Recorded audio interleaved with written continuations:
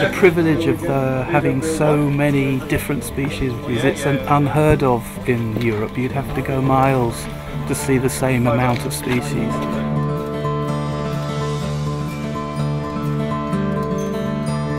This is my fourth trip to Israel. Started in 2000, the first Hula Bird Festival, which was a great success.